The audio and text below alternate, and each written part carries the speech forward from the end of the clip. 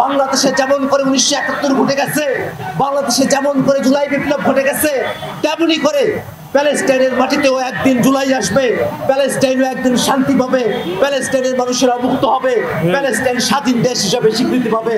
গোপনে হোক আর প্রকাশ্যে হোক, অতীতে শেখ হাসিনা সরকার যদি ইসরায়েলের সঙ্গে যে ধরনের চুক্তি করে থাকুক না কেন, যে ধরনের যন্ত্রপাতি বাংলাদেশ আমদানি করে থাকুক না কেন, প্রত্যেকটা বিষয়, প্রত্যেকটা চুক্তিকে অনতিবিলম্বে বাতিল ঘোষণা করতে হবে। রোহিঙ্গাদের উপর যে নির্যাতন, কাশ্মীরে মুসলমানদের উপর যে নির্যাতন, ভারতের মুসলমানদের উপরে নির্যাতন, প্যালেস্টাইনে যে নির্যাতনগুলো চলছে, এই সমস্ত নির্যাতন গোটা বিশ্বের মুসলিমদেরকে এক হওয়ার বার্তা প্রদান করে। ভারত সরকার যে ওয়াকফ সংশোধনী বিল পাশ করেছে, সেই সিদ্ধান্ত থেকে তারা সরে আসবে, ফিলিস্তিন স্বাধীন রাষ্ট্র হিসেবে স্বীকৃতি পাবে। কিন্তু মুসলমানদের যে সম্পত্তিগুলো আছে, সেই ধর্মীয় সম্পত্তিগুলোর নিয়ন্ত্রণের অধিকার মুসলমানদের হাত থেকে কেড়ে নিয়ে বিশ্বের কোনো মানুষ ইসরায়েলের এই মানবতা বিরোধী অপরাধকে কোনোভাবেই সমর্থন করতে পারে না।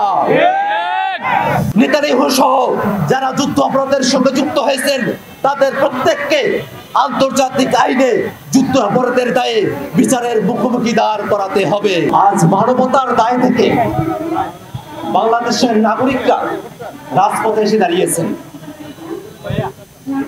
বিশ্বের বিভিন্ন জায়গায় আজ মানবতা যখন ভূলুণ্ঠিত, ঠিক সেই সময় বাংলাদেশের জনগণের পক্ষ হয়ে জাতীয় নাগরিক পার্টি এনসিপি রাজপথে এসে দাঁড়িয়েছে।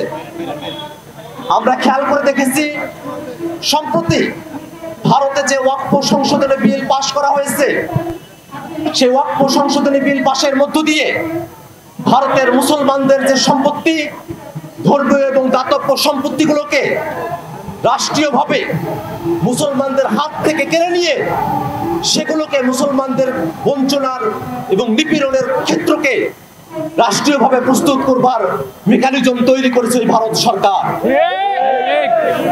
যে ওয়াকফ সংশোধনী বিল এসেছে, সেখানে ওয়াকফের সংজ্ঞা পর্যন্ত পরিবর্তন করা হয়েছে। দীর্ঘ সময় ধরে মৌখিক স্বীকৃতির ভিত্তিতে, সামাজিক রীতিনীতির ভিত্তিতে যেসব সম্পত্তি ওয়াকফ হিসেবে বিবেচিত হয়েছিল, দুর্ভাগ্যজনকভাবে আইনি মার পেছে ফেলে মৌখিক স্বীকৃতি এবং সামাজিক স্বীকৃতিতে থাকা সেই সব ওয়াকফ সম্পত্তিকে ওয়াকফ সম্পত্তির বাইরে নিয়ে যাবার যে চক্রান্ত ভারত সরকার বাস্তবায়নের পথ উন্মুক্ত করেছে। আমরা জাতীয় নাগরিক পার্টি এনসিপির পক্ষ থেকে এহেন ঘৃণ্য যে চেষ্টা, সেই চেষ্টাকে আমরা নিন্দা জানাই।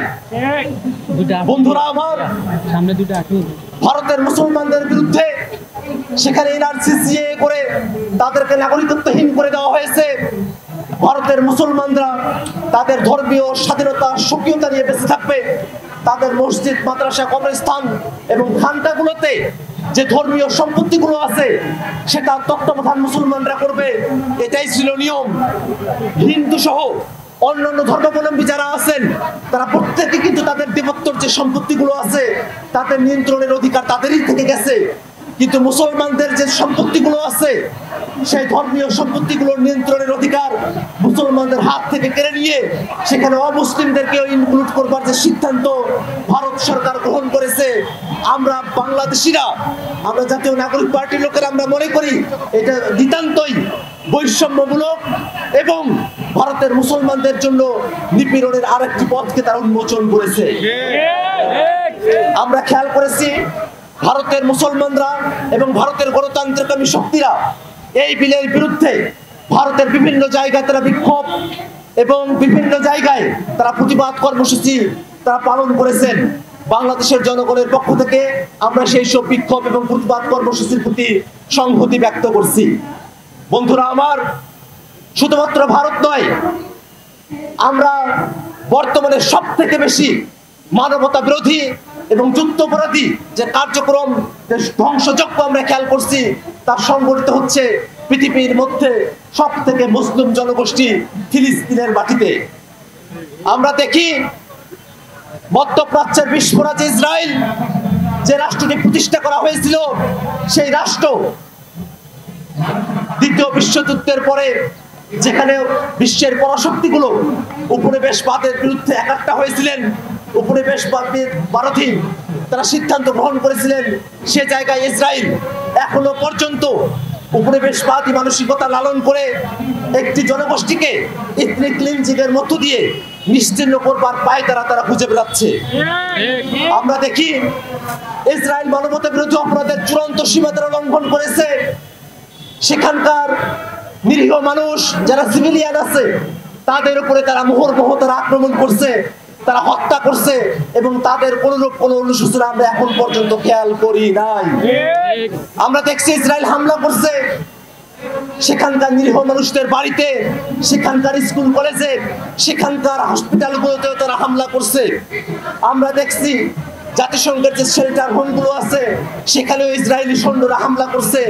আমরা দেখছি ইসরায়েলে এখন পর্যন্ত এই 7 দশকের যুদ্ধের পরে সব থেকে বেশি সংখ্যক সাংবাদিককে সেখানে নির্মমভাবে হত্যা করা হয়েছে।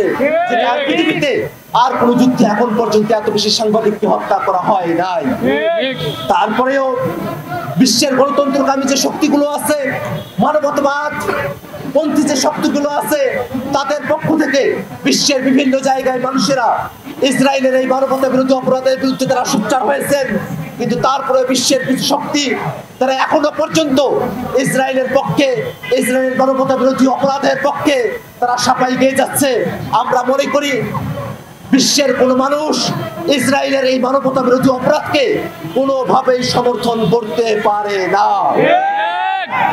আমরা বাংলাদেশের মানুষ, আমরা যে স্বাধীনতা সংগ্রামের মধ্য দিয়ে গিয়েছি, আমরা জানি স্বাধীনতার মূল্য কত।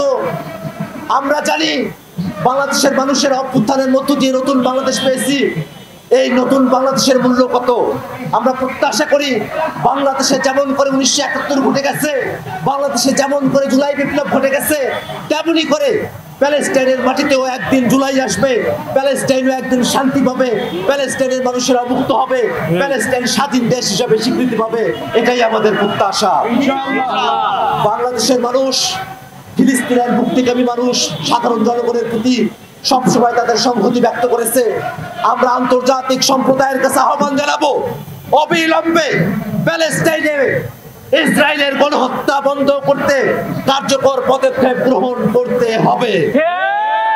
প্যালেস্টাইনের যুদ্ধবাজ প্রধানমন্ত্রী নেতানিয়াহু সহ যারা যুদ্ধ অপরাধের সঙ্গে যুক্ত হয়েছেন তাদের প্রত্যেককে আন্তর্জাতিক আইনে যুদ্ধ অপরাধের দায়ে বিচারের মুখোমুখি দাঁড় করাতে হবে।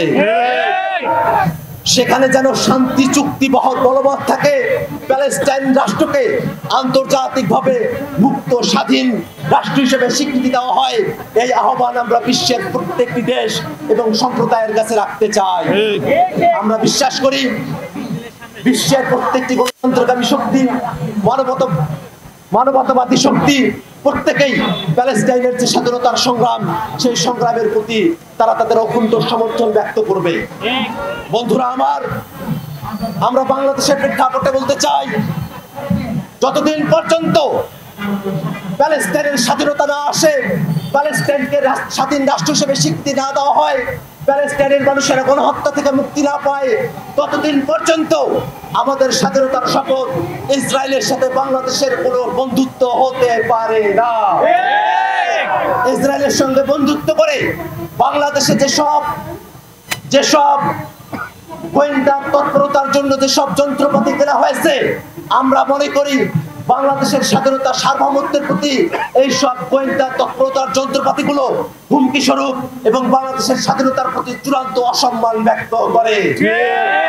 গোপনে হোক আর প্রকাশ্যে হোক, অতীতে শেখ হাসিনা সরকার যদি ইসরায়েলের সঙ্গে যে ধরনের চুক্তি করে থাকুক না কেন, যে ধরনের যন্ত্রপাতি বাংলাদেশ আমদানি করে থাকুক না কেন, প্রত্যেকটা বিষয়, প্রত্যেকটা চুক্তিকে অনতিবিলম্বে বাতিল ঘোষণা করতে হবে এবং আন্তর্জাতিক পরিসরে প্যালেস্টাইনের পক্ষে বাংলাদেশ রাষ্ট্রের হয়ে, বাংলাদেশ রাষ্ট্রের যে সামর্থ্য আছে সেই সামর্থ্যের সর্বোচ্চটুকু দিয়ে আন্তর্জাতিক পর্যায়ে প্যালেস্টাইন রাষ্ট্রের পক্ষে তাদের ভয়েস, বাংলাদেশের ভয়েস অবশ্যই উঁচু করে তুলে ধরতে হবে। বন্ধুগণ আমার, আমরা আমাদের বক্তব্য দীর্ঘায়িত করব না, আমরা শুধুমাত্র এটুকু বলবো, বিশ্ববাসী আপনারা দেখুন, ভারতের মুসলমানরা যারা আছে এই সংখ্যালঘুদের উপরে ভারতের যে সরকারি দল আছে তাদের যে নিপীড়ন চলছে, এই নিপীড়ন যদি চলতে থাকে, পৃথিবীর মুক্তিকামী মানুষেরা, পৃথিবীর সংখ্যালঘু সম্প্রদায়ের মানুষেরা কোনোভাবেই তারা আর শান্তি ফিরে পাবে না। পৃথিবীর কোথাও মুসলিমের কোনো শব্দ, মুসলিমের কোনো হাহাকার, বিচ্ছিন্ন কোনো ঘটনা নয়। আমাদের পাশে রাখাইনে রোহিঙ্গাদের উপর যে নির্যাতন, কাশ্মীরে মুসলমানদের উপর যে নির্যাতন, ভারতের মুসলমানদের উপরে নির্যাতন, প্যালেস্টাইনে যে নির্যাতনগুলো চলছে, এই সমস্ত নির্যাতন গোটা বিশ্বের মুসলিমদেরকে এক হওয়ার বার্তা প্রদান করে। কোনো ধর্মীয় বিভাজনের ভিত্তিতে নয়, কোনো ধর্মীয় পরিচয়ের ভিত্তিতে নয়। পৃথিবীর সকল মানুষ তারা মানবতার পক্ষে কথা বলবে। এমনকি আমরা খেয়াল করেছি ইসরায়েলের মতো খুব কোটি কতক মানুষ তারা প্যালেস্টাইনের স্বাধীনতার পক্ষে তারা কথা বলেছেন। ইসরায়েল সরকার তাদের উপরে হামলা নিপীড়ন করেছে।